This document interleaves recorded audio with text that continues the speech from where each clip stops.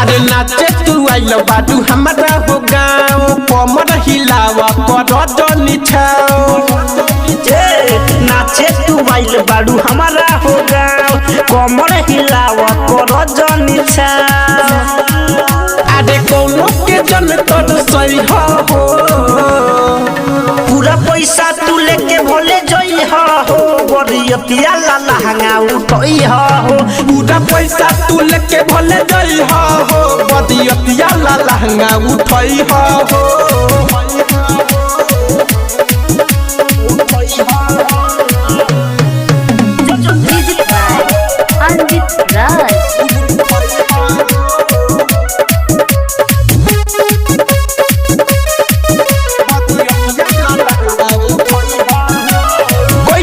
पूरा बारात के लेबू का रेट बोलो आजू के रात के सुनो आज पहले दीवाना बाडू पूरा बारात के लेबू का रेट बोलो आजू के रात बानी लोगे बोलावत रही हो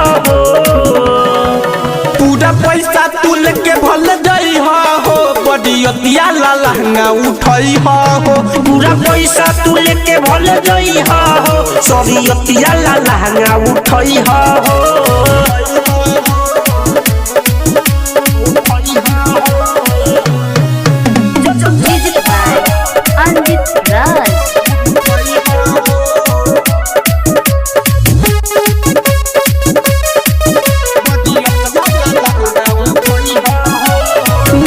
दीवाना के चले रंगदारी पूरा बाराती मजा पारी। अरे साहेब सवरिया के चले रंगदारी मजा बाराती पूरा पारी कमलेश के जनी सतई हो पूरा पैसा तू लेके भोले जई हो बरियतिया लाला हंगा उठई हो पूरा पैसा तू लेके भले जई हो बरियतिया लाला हंगा उठई हो। अरे नाचे तू आइल बाडू हमारा हो गाँव कमर हिलावा कर निछाओ। अरे कोनो के जन कर सही हो पूरा पैसा तू लेके भोले जई हो बरियतिया लाला हंगा उठई हो पूरा पैसा तू लेके भले जई हो बरियतिया लाला हंगा उठई हो।